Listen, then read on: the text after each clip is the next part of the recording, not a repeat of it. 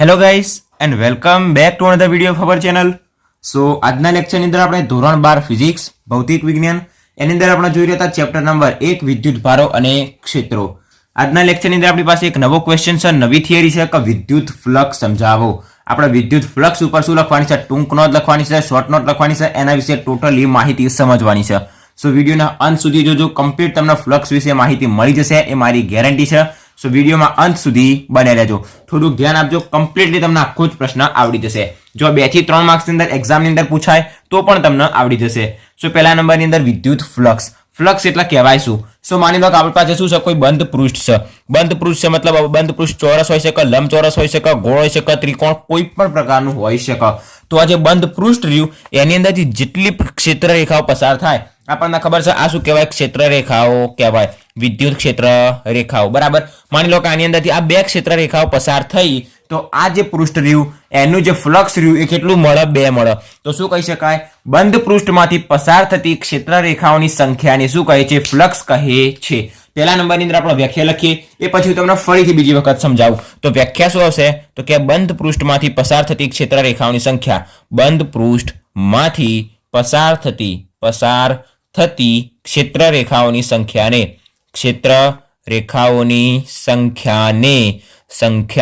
શું કહે છે, વિદ્યુત ફ્લક્સ કહે છે.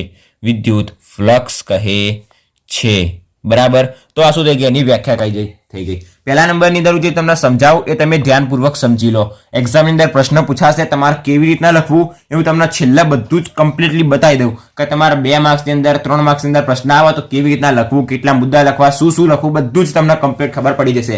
પહેલા નંબરની અંદર જે સમજાવું એ સમજી લો. બરાબર, સો પહેલા નંબરની અંદર શું જોયું, વ્યાખ્યા જોઈ. આપણી પાસે કોઈ બંધ પૃષ્ઠ છે, એની અંદરથી જેટલી ક્ષેત્ર રેખાઓ પસાર થાય એની સંખ્યાને શું કહે છે, ફ્લક્સ કહે છે. આપણી પાસે શું છે, બંધ પૃષ્ઠ. બંધ પૃષ્ઠ મતલબ કોઈ તરફથી ખુલ્લું ના હોય, ચારે તરફથી ઢાંકેલું હોય, બંધ હોય. બરાબર, તો આ 1 2 3 4 5 6 આની અંદર ક્ષેત્ર રેખાઓ પસાર થતી જાય, ઘણી બધી ક્ષેત્ર રેખાઓ પસાર થતી જાય. બરાબર, તો જેટલી ક્ષેત્ર રેખાઓ પસાર થાય એની જે સંખ્યા રહી એ સંખ્યાને આપણે શું કહેવાય, ફ્લક્સ કહે છે. બરાબર, આ થઈ ગઈ એની પહેલી વ્યાખ્યા. બીજા નંબરની અંદર આપણે જો એની વ્યાખ્યા જોવી હોય તો શું કહી શકાય, તો કે આપેલા વિદ્યુત ક્ષેત્ર વિદ્યુત ક્ષેત્ર જેને આપણે E તરીકે દર્શાવીએ, E અને ક્ષેત્રફળ સદિશ, વિદ્યુત ક્ષેત્ર E અને ક્ષેત્રફળ સદિશ જેને આપણે શું કહીશું, તો કે A અને ક્ષેત્રફળ સદિશ A ના અદિશ ગુણાકારને, તો શું લખીશું પહેલા નંબરની અંદર, આપેલા વિદ્યુત ક્ષેત્ર E અને ક્ષેત્રફળ સદિશ A ના અદિશ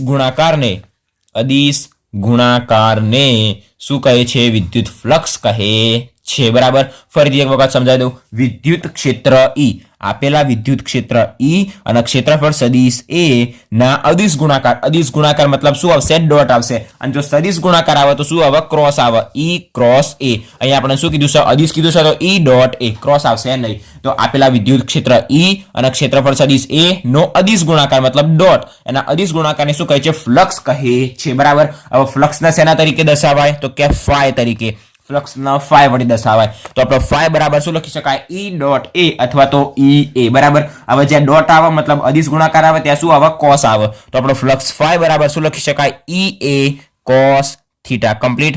જ્યાં E શું છે, વિદ્યુત ક્ષેત્ર, A શું છે, ક્ષેત્રફળ સદિશ, કોસ થીટા, એની અંદર થીટા શું છે, તો કે E અને A વચ્ચેનો ખૂણો. કમ્પ્લીટ. તો વિદ્યુત ક્ષેત્ર E અને ક્ષેત્રફળ સદિશ A નો અદિશ ગુણાકાર જેને શું કહેવાય, ફ્લક્સ કહે છે. આ એની થઈ ગઈ બીજી વ્યાખ્યા. હવે આપણને ખબર પડી કે એનો અદિશ ગુણાકાર જેને ફ્લક્સ કહેવાય. તો ફ્લક્સ કઈ રાશિ હશે, અદિશ રાશિ હશે.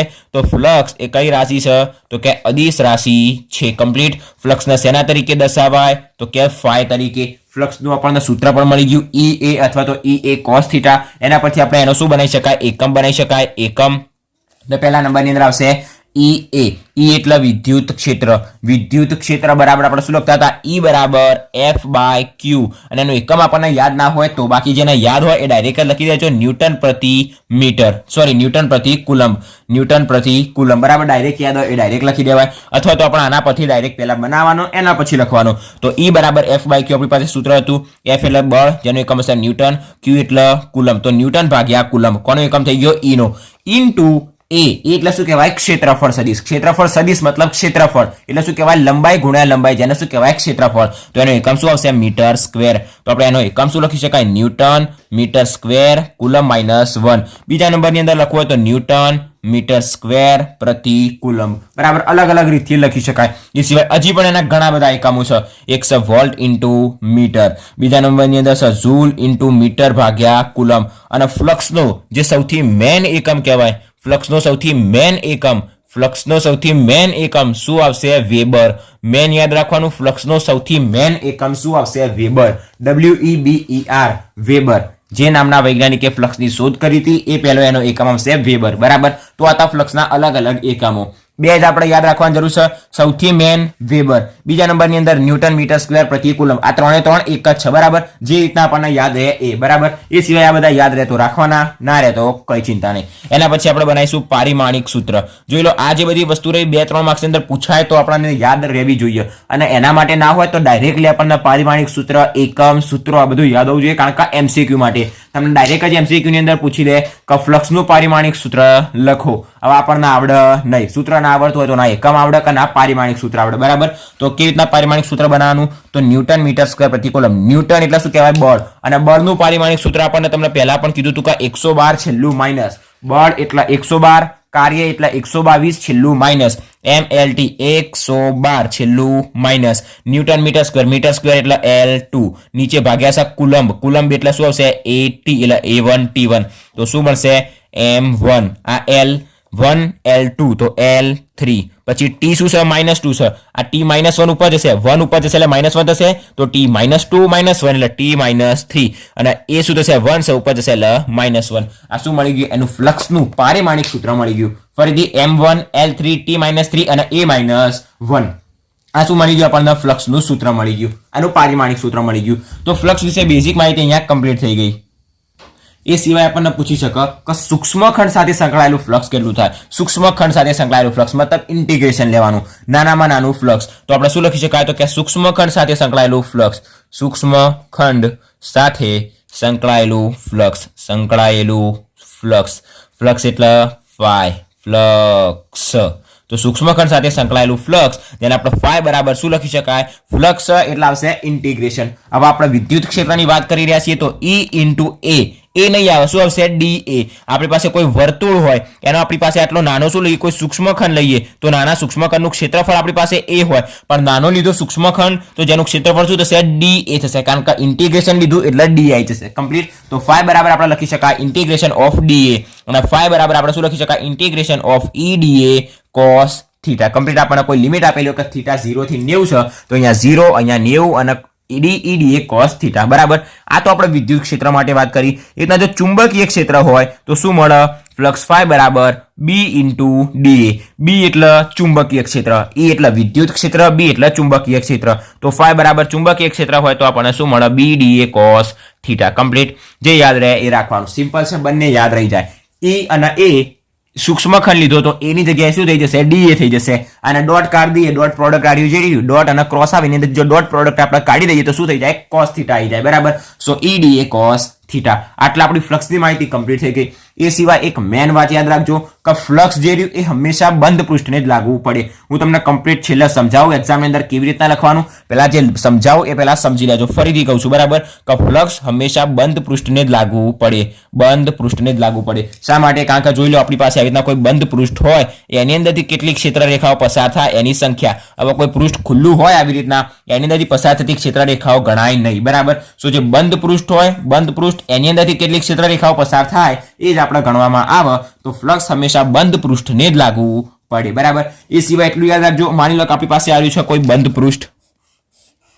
હવે આ બંધ પૃષ્ઠમાંથી જો વધારે ક્ષેત્ર રેખાઓ પસાર થશે, ખૂબ વધારે ક્ષેત્ર રેખાઓ પસાર થશે તો ફ્લક્સ કેવું હોય, વધારે હોય. કારણ કે આપણી વ્યાખ્યા શું હોય કે બંધ પૃષ્ઠમાંથી પસાર થતી ક્ષેત્ર રેખાઓની સંખ્યા, જેટલી સંખ્યા વધારે એટલું ફ્લક્સ વધારે, જેટલી સંખ્યા ઓછી એટલું ફ્લક્સ ઓછું. અને જોઈ લો કોઈ બંધ પૃષ્ઠમાંથી એક પણ ક્ષેત્ર રેખા પસાર ના થાય તો એ જે પૃષ્ઠ રહ્યું એનું ફ્લક્સ કેટલું હશે 0. મતલબ કોઈ પણ ક્ષેત્ર રેખા પસાર થતી નથી તો એનું ફ્લક્સ કેટલું હશે 0. તો ફરીથી 4 લાઈન કહું યાદ રાખજો કે ફ્લક્સ હંમેશા બંધ પૃષ્ઠને જ લાગવું પડે. બીજી લાઈન કે બંધ પૃષ્ઠમાંથી પસાર થતી ક્ષેત્ર રેખાઓની સંખ્યા વધારે તો ફ્લક્સ વધારે, ત્રીજી લાઈન કે બંધ પૃષ્ઠમાંથી પસાર થતી ક્ષેત્ર રેખાઓની સંખ્યા ઓછી તો ફ્લક્સ ઓછું. ચોથી લાઈન બંધ પૃષ્ઠમાંથી એક પણ ક્ષેત્ર રેખા પસાર ના થાય તો એનું ફ્લક્સ કેટલું થાય? એક પણ નહીં, મતલબ એનું ફ્લક્સ શૂન્ય થાય. કમ્પ્લીટ. આપણી ફ્લક્સ વિશેની માહિતી અહીંયા શું થઈ ગઈ? કમ્પ્લીટ થઈ ગઈ. હું તમને કમ્પ્લીટ સમજાવી દઉં. એક્ઝામની અંદર 2, 3 કેટલા માર્ક્સની અંદર પ્રશ્ન આવે કેવી રીતના લખવો. તો પહેલા નંબરની અંદર આપણે એની લખીશું વ્યાખ્યા. તો એ આપણને વ્યાખ્યા આપેલી છે વિદ્યુત ફ્લક્સ. બંધ પૃષ્ઠમાંથી પસાર થતી ક્ષેત્ર રેખાઓની સંખ્યાને કહેવાય ફ્લક્સ. વિદ્યુત ક્ષેત્ર E ક્ષેત્રફળ સદિશ એના અદિશ ગુણાકારને શું કહેવાય? ફ્લક્સ. એની શૂના વડી દર્શાવાય તો કે phi વડી દર્શાવાય છે. ફ્લક્સ અદિશ રાશિ છે. એના પહેલા નંબરની અંદર સૂત્ર નહીં લખવાનું. સૂત્ર phi બરાબર E લખશો ને એના પછી નીચે લખશો કે ફ્લક્સનો phi વડે દર્શાવાય. એ પહેલા તમે ઉપર ફ્લક્સ phi લખી દીધું હતું. તો પહેલા નંબરની અંદર ફ્લક્સનો phi વડે દર્શાવાય, અદિશ રાશિ છે. ફ્લક્સ phi બરાબર EA, પછી EA cos θ. એના બધા એકમો, પારિમાણિક સૂત્ર મોસ્ટ ઇમ્પોર્ટન્ટ છે. બરાબર, બધા આપણી પાસે એકમો છે અને એનું આપણે બનાવેલું છે પારિમાણિક સૂત્ર. એના પછી આપણે જોયું કે સૂક્ષ્મ ખંડ સાથે સંકળાયેલું ફ્લક્સ. જો ચુંબકીય ક્ષેત્ર છે તો BDA અને BDA cos θ, અને જો વિદ્યુત ક્ષેત્ર છે તો EDA અને EDA cos θ. કમ્પ્લીટ. એના પછી 4 લાઈન કે બંધ પૃષ્ઠ જ લાગુ પડે. ક્ષેત્ર રેખાની સંખ્યા વધારે તો ફ્લક્સ વધારે, ક્ષેત્ર રેખાની સંખ્યા ઓછી તો ફ્લક્સ ઓછું, અને એક પણ ક્ષેત્ર રેખા પસાર ના થાય તો ફ્લક્સ કેવું થાય? શૂન્ય થાય. કમ્પ્લીટ. તો આપણી જે વિદ્યુત ફ્લક્સની જે માહિતી હતી અહીંયા શું થઈ ગઈ? કમ્પ્લીટ થઈ ગઈ. બધી એક લાઈન જોઈ, બધી MCQ માટે મોસ્ટ ઇમ્પોર્ટન્ટ હતી. પહેલા નંબરની અંદર વ્યાખ્યા શેના વડે દર્શાવાય? અદિશ રાશિ. રાશિ મોસ્ટ ઇમ્પોર્ટન્ટ છે કે અદિશ રાશિ છે કે સદિશ, એનું સૂત્ર, પારિમાણિક સૂત્ર, એકમ, અને એના પછી કોના વડે? જે બંધ પૃષ્ઠ વડે લાગુ પડે એ રહ્યું. અને આ લાઈન મોસ્ટ ઇમ્પોર્ટન્ટ છે કે જેટલી ક્ષેત્ર રેખાઓની સંખ્યા વધારે એટલું ફ્લક્સ વધારે, ઓછી તો ઓછી. એક પણ ક્ષેત્ર રેખા પસાર ના થાય તો ફ્લક્સ શૂન્ય. મોસ્ટ ઇમ્પોર્ટન્ટ લાઈન છે, યાદ રાખજો કે જો કોઈ બંધ પૃષ્ઠમાંથી એક પણ ક્ષેત્ર રેખા પસાર ના થાય તો એનું ફ્લક્સ કેટલું થાય? શૂન્ય થાય. આટલું યાદ રાખજો. સો આજના લેક્ચરમાં આપણે અહીંયા સુધી વિદ્યુત ફ્લક્સ વિશે આપણે A to Z કમ્પ્લીટ માહિતી જોઈ લીધી. તમને કમ્પ્લીટ ખબર પડી ગઈ છે. જો કોઈ પણ પ્રકારનો ડાઉટ હોય તો કમેન્ટ બોક્સમાં જણાવજો, તરત જ આપણે એનું સોલ્યુશન કરી દઈશું. સો આજના લેક્ચરમાં અહીંયા સુધી. આશા રાખું છું કે કમ્પ્લીટ ખબર પડી ગઈ છે. જો વિડીયો ગમ્યો હોય તો વિડીયોને લાઈક અને શેર જરૂરથી કરજો, અને જો ચેનલ પર નવા હોય તો ચેનલને સબસ્ક્રાઇબ પણ જરૂરથી કરી દેજો. સો થેન્ક્સ ફોર વોચિંગ ગાઈઝ.